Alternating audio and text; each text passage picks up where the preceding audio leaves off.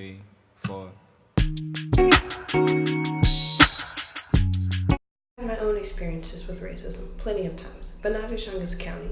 It did have a major effect on me, but I feel like as a child it hit him much harder because that's not something you would expect from another child. Racism is not inherited, it is taught, and it needs to be stopped. A really big problem, nowadays with race, especially in the Black community. We face a lot of problems as it is, coming up, trying to be, better than what we know. At least, and this is my perspective, hearing those stereotypes like, oh, you're gonna be nothing, you're gonna be living on county, you don't know your father, all that stuff. It's hard enough to, come past those milestones. So to be at that point in life to where, you have to hear that every day. You're listening to strangers tell you about how you're not nothing and you're dark and you're Black and I need to go back to Africa. I'm just looking at them like, what makes you feel like you're justified to speak to me like that? First of all, I'm less than you are because I'm dark skinned. Growing up not white is hard.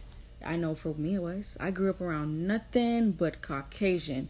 Elementary, middle, and high. That's all I came up around. So trust me, if anybody knows about some racial slur and all that, it's definitely myself. I grew up coming up as that Black girl or her. I wasn't Kiera. I didn't have a name. And I tried to brush that stuff off. It happened, and it kept happening, and there was nothing I can do about it. And it was to a point to where I stood in the mirror and I had to question myself. I was ashamed of my identity because I was just that Black girl. Nobody ever had anything good to say about me, and I was just the outcast because I was different.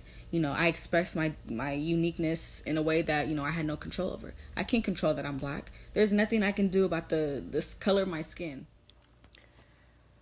I've experienced racism many times in my life, but the first time I really got a taste of it was my sophomore year in high school when I moved to Hemet, California.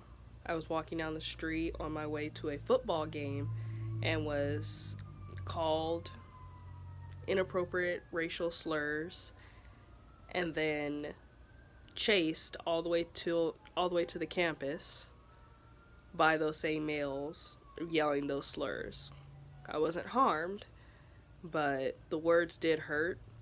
And at that time, I had never been called any of those inappropriate names, nor felt like I was going to be harmed by someone else because of my color. So that is one of my own experiences.